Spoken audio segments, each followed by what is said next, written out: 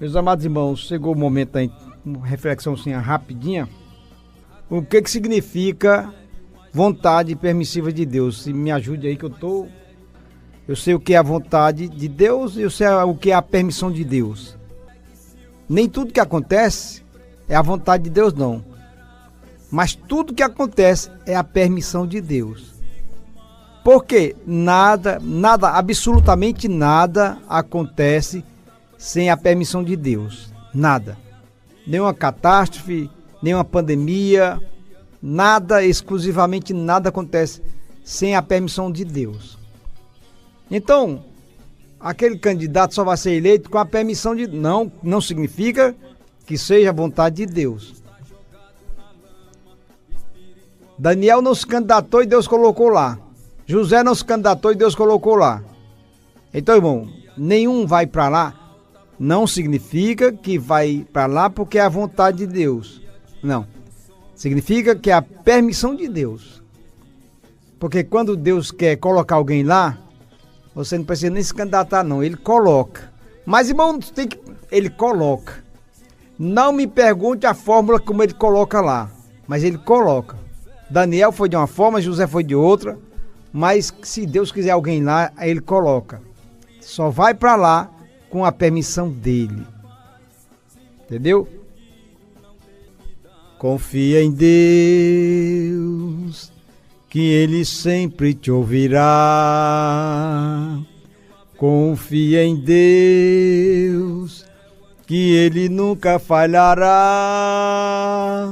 Confia em Deus, que a negra nuvem passará. Oh, não duvides, mas confia em Deus. Se a tua fé provada for e te esqueceres do Senhor, necessitar de um Salvador, há um caminho só. Confia em Deus. Confia. Só acontece com a permissão dele.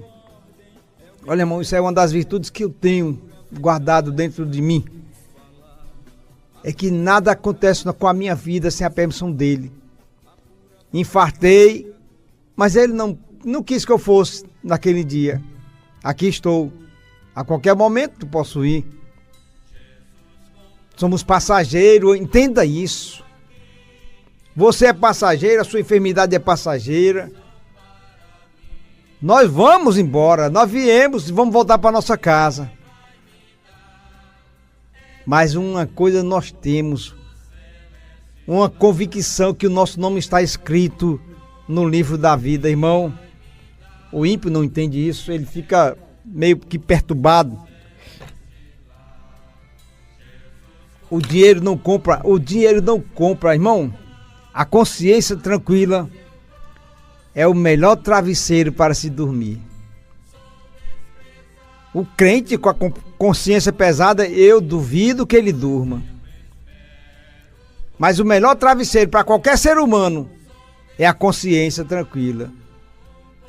Se você não tiver com a consciência tranquila, qualquer travesseiro vira uma pedra. Mas nós estamos chegando ao final. Eu tenho que deixar o erro. Para receber o perdão, eu tenho que deixar o erro. Tá certo? Então, Deus é tremendo. Quando a Bíblia fala que Deus apaga o pecado, as transgressões, ele está dizendo que ele perdoa. Porque todo pecado é uma atitude. Atitude não se apaga, se perdoa. Palavras não se apagam, se perdoa. Porque se você magoa alguém com palavras, aquelas palavras vão ficar registradas aqui no gravador pro resto da vida. A pessoa pode perdoar, mas não sai da mente.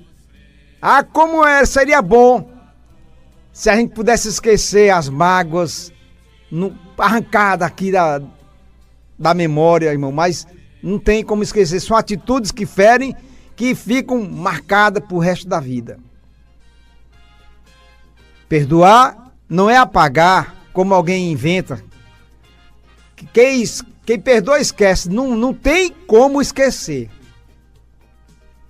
Também palavras escritas você pode até apagar com a borracha, mas ela deixa marca no papel. Atitudes podem ser perdoadas, mas as consequências, elas vêm. Quando a gente magoa alguém, ela até pode até nos perdoar. Quando a gente trai alguém, ela pode até nos perdoar. Mas a traição fica registrada na memória. E sabe quando ela vai acabar? Quando você partir para a glória. Existe sofrimento na vida da gente, que a gente morre com ele. Porque foi sofrimento. Não é que você não perdoou. Perdoar é uma coisa, esquecer é outra, totalmente diferente. Nunca se engane que perdão não é esquecer, não. Deus, ele perdoa. O que é perdoar? É não lançar em rosto. É não, mas você fez isso. Mas se fizer outra vez, eu não perdoo, não. Eu perdoo agora, mas se fizer outra vez, eu não perdoo, não. Isso não é perdão, não. Você está lançando em rosto. Mas, meus amados irmãos, Eliseu não fez o machado flutuar, não. Quem fez o machado flutuar foi Deus. Eliseu, se andasse com a vida desmantelada, o machado não ia sair lá do fundo do rio de jeito nenhum. A diferença, irmãos, dos homens de Deus do passado para os de hoje é que eles tinham uma vida libada na presença. Não vivia de igreja em igreja, se consagrando dentro da igreja. Não. A consagração deles era a vida libada no altar. Os discípulos que aprenderam com Jesus, eles não faziam milagre quando queria. Eu vou curar esse aleijado quando queria.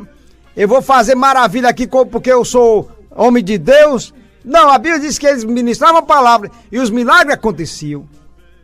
As pessoas tinham uma fé tão grande naqueles homens porque eles andavam de uma forma diferente. A falha está em nós hoje, porque o milagre não acontece na igreja porque a gente não se coloca na mão de Deus. A gente quer ser usado, mesmo assim desmantelado, de qualquer forma. A gente quer orar por que é que não se vê mais paralítico andar, cego ver, surdo ouvir? A falha não está em Deus, a falha está em nós. Eliseu teve o privilégio de ser um instrumento. Olha, Deus quer usar, mas ele não usa de qualquer jeito. O instrumento tem que estar afiado, tem que estar na mão dele. Fora da mão dele, não.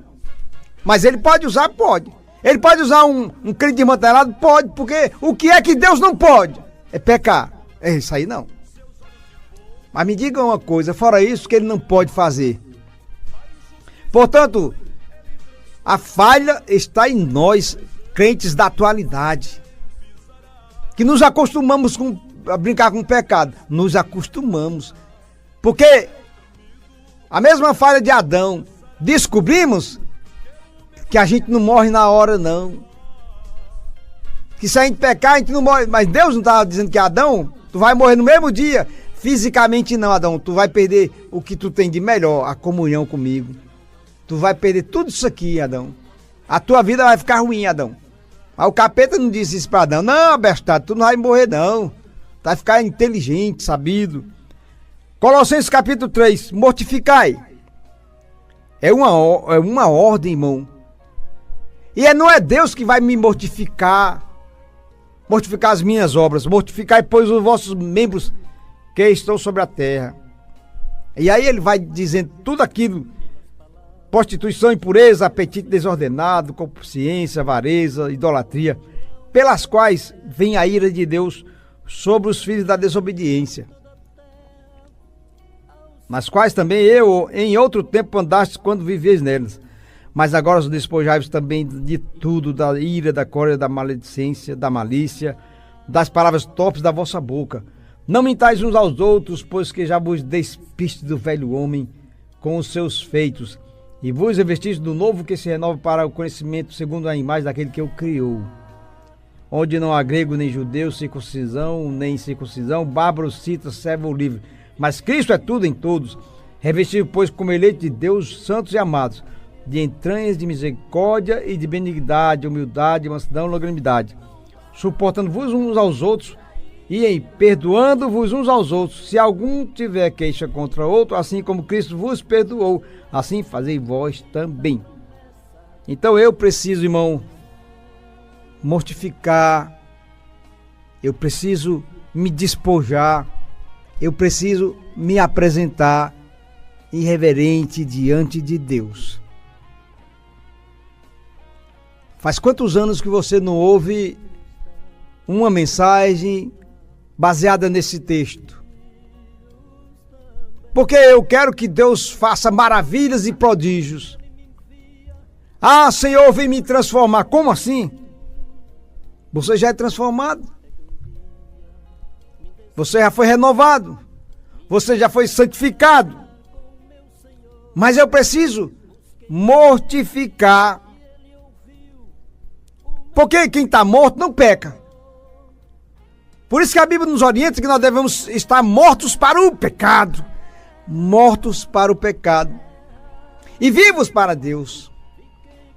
Mortificando, pois, os vossos membros que estão sobre a terra. Nenhum membro se mexe ele estando morto. Se mortificar a velha natureza. E ela, irmão, quando ela reina, sua misericórdia de Deus. Mas se eu der lugar a ela, ela faz desgraça. Mas se eu alimentar o espírito, se eu andar na palavra, procurar andar na palavra, viver a palavra, eu terei forças para mortificar os desejos carnais, os desejos da velha natureza. Uma vez liberto, irmão, do pecado, não sirvamos mais a ele. Não nos tornemos novamente escravos do pecado para servir, para apresentar o nosso corpo como instrumento de imundícia, de injustiça. Não cante, essa casa é sua, nós deixamos ela porque nós já somos casa. Nós somos templo, morada, habitação do Espírito Santo. Vamos mortificar os nossos desejos carnais e apresentar a Deus.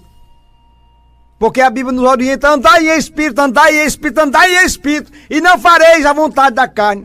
Quem anda na carne não tem como o Espírito agir. Se sois guiados pelo Espírito, também andar em espírito. É ensinamento da palavra. Por causa disso, vem a ira de... irmão. Tem Deus se agradado da igreja dos dias de hoje? Será que a igreja está realmente cultuando a Deus ou a homens?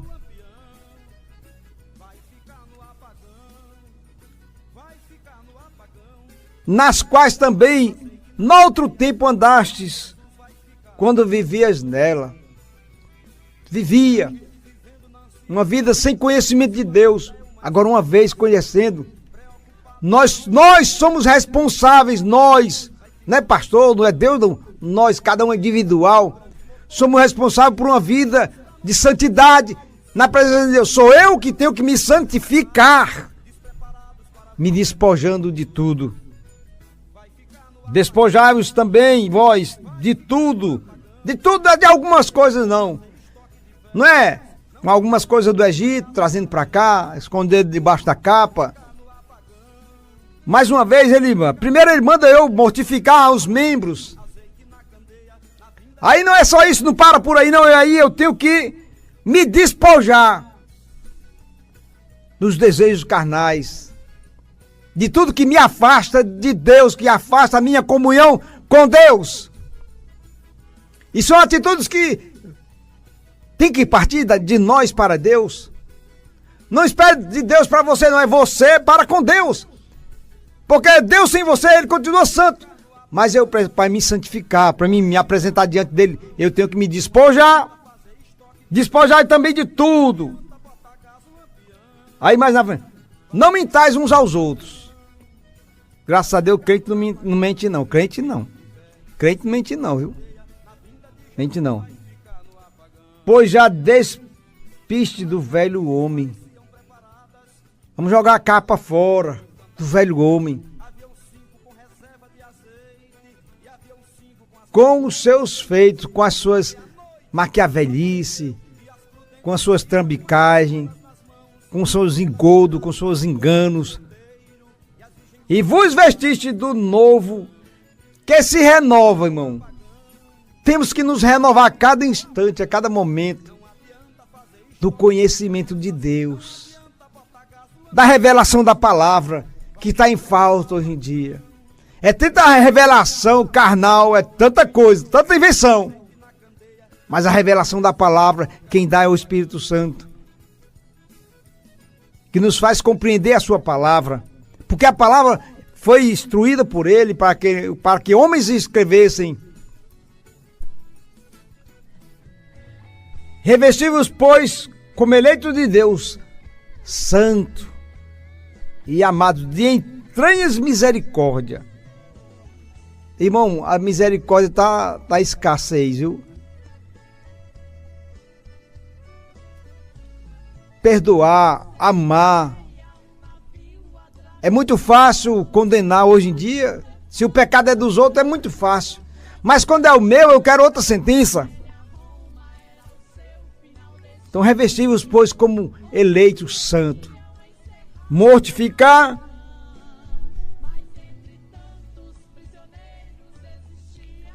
Despojar. Revestir. São 3 coisas fundamentais para que eu possa me apresentar diante de Deus. Mortificar os membros,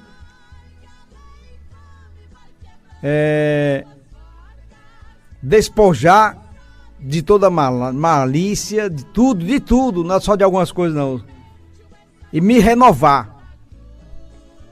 E só tem um lugar onde eu posso me renovar. Não é na igreja não, irmão. A igreja é o lugar onde todos se reúnem para cultuar a Deus.